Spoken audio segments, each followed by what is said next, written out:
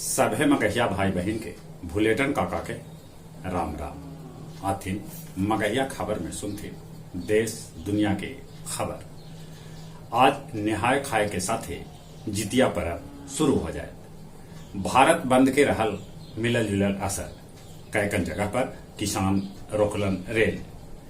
बिहार सरकार के योजना और विकास मंत्री विजेंद्र प्रसाद यादव कहल का विशेष राज्य के दर्जा मांगते मांगते थक गए है बिहार, अब विशेष सहायता के करब मांग।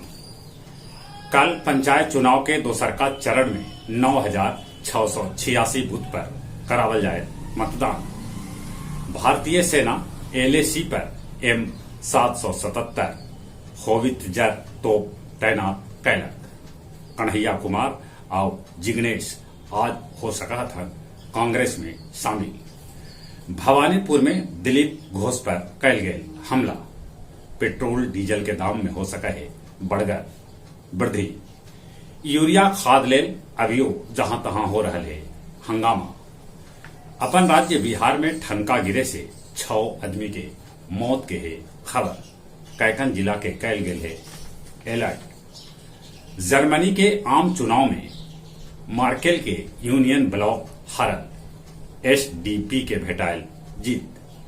बलोच आतंकी बम से पाक के संस्थापक जिन्ना के प्रतिमा उड़ा दिलन। ब्रिटेन में भयंकर तेल और गैस के संकट होल है। तेल लेवे लेल गाड़ी के लगल है लम्हर मिलों में लाइन। भारत नेपाल बॉर्डर 1.5 बछर बाद खोलल गए।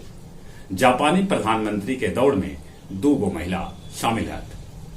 पितरपक के 9वां दिन हजारों पिंडदानी अपन पितर के मोछ लेल विष्णुपद और फल्गु में कैलन पिंडदान।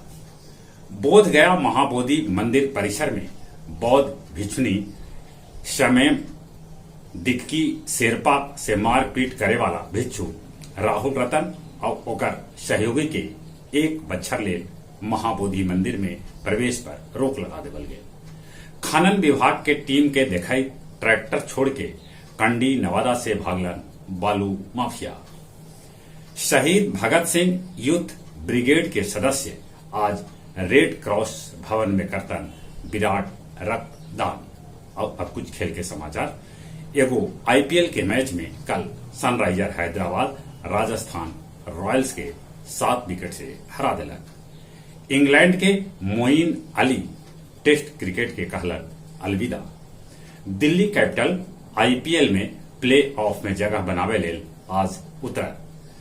भारतीय कप्तान विराट कोहली T20 में 10,000 रन बनावे वाला भारत के पहला खिलाड़ी बन गया।